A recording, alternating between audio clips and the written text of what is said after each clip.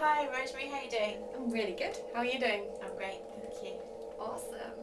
Today I wanted to make a little video to show people the Thermomix because this is a really exciting machine that is still not very well known in England, but more well known in the rest of Europe like Germany and Italy and I think France and Spain is pretty big, but we haven't really caught on to what it can do in England, and it is a very exciting machine. So I just wanted to show you a few things about the Thermomix. It is a German machine. Built to last. Built to last, indeed. It's just the most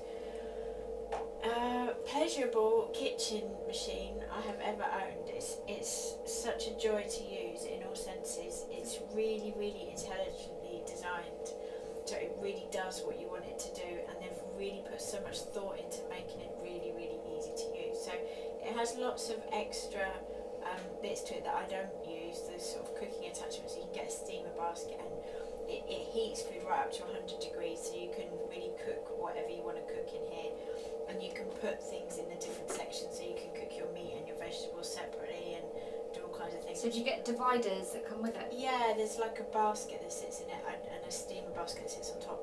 As I said, I've never used them obviously, so I can't really talk about those. And maybe you would think that for a raw food it would be strange to get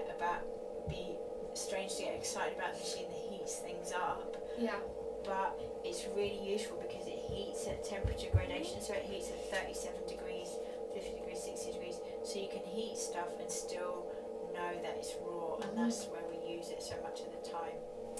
So yeah, I use it a lot, the children use it a lot. The children use it for making, Ruben makes a lot of stews in here, so he'll put all the vegetables in with like a tomato base, and he'll heat it, and he was saying that when he was away and he couldn't use the Thermomix, he would prepare the vegetables in the food processor and then heat it in a double saucepan, and it just wasn't the same. And there's something about the way this chops and heats at the same time which makes the flavours really mingle really beautifully. So you can heat things, like if I'm making a sauce for myself in here, I often make a tomato sauce or a curry kind of thing. What I do is I heat it to 50 degrees for 3 minutes, because obviously in 3 minutes it doesn't get to 50 degrees, it still only stays at 37 degrees. So if I heat it for 50 degrees for 3 minutes, it's warm, but I haven't cooked it, and it really brings out the flavours and the spices of foods. Sometimes I go up to 4 minutes, and generally I don't go over 5 minutes, but I would say 3 to 5 minutes at 50 degrees makes your soup and your sauces really, really lovely and warm and delicious. And super quick. Like amazingly quick. I'm going to do a really quick recipe in a minute. I'm just going to make a really simple guacamole, but everything in it, it's got the timer on it, and everything, like if you're grinding cacao nibs or sesame seeds, that kind of thing, I would say you can always do it within a minute. Some things you can do in like 10 seconds. It's just like bam. If you're making milks and juices and smoothies and that kind of thing, yeah, I've never needed to turn it on for more than a minute because it's so powerful and efficient. It has the gradations, so if you don't want your stuff, if you just want it lightly chopped, then you start at number 1, and the higher up you get, the more it pulverizes it. So 10 is like if you want to grind something like cacao nibs, and then turbo is like your high speed on a Vitamix is really intense. So I don't even tend to use that much. It's also a set of scales, so you can weigh stuff straight in there, which is really handy. Weighing and measuring stuff separately. And as I said, you can time things, so you can, if you want to do it, and then you can just leave it, come back 2 minutes later and it's stopped, it's turned itself off. And it's really useful as well for if you're making chocolate and melting the butters, because you can melt butters and know again that you're not heating them over a certain temperature. Just turn it on to 37 degrees, and it usually takes a few minutes to melt coconut or cacao butter, so that's really handy. It's very, very easy to clean. It all comes apart very nicely, which again the Vitamix doesn't, so you can take this bit out and clean this bit. I think it's a lot more efficient because it's got this wide base, so it's easier to get stuff in at the bottom, whereas the Vitamix, with the Vitamix stuff tends to get trapped more easy, so because you've got a bigger surface area, it works more efficiently. You've got this in the top, which I really like. This in the top is well, you can use that as a measuring cup, but it's also a pouring device, so because it's got the little holes in, and this lid is very slightly curved. If you put that in and then put your liquids in the top, they will drizzle in, So if you're adding water or olive oil or something and you want it to drizzle in slowly, you can just tip it in the top and it just pours in gradually through that hole. So that's really, really good drizzling, means you don't have to lift that bit off.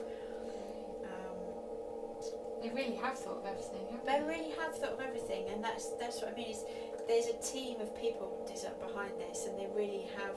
You can tell they've really thought about how is it going to be to use this in the kitchen? Not how can we make a really efficient machine, which they've done as well, but how is it going to be to use this every day in the kitchen? And I'd say there's nothing that you can't do within a few minutes, isn't it? It's got a dough hook, so you can put the blade to rotate the other way. So if you just want to mix stuff up, but without chopping it up, you can do that as well.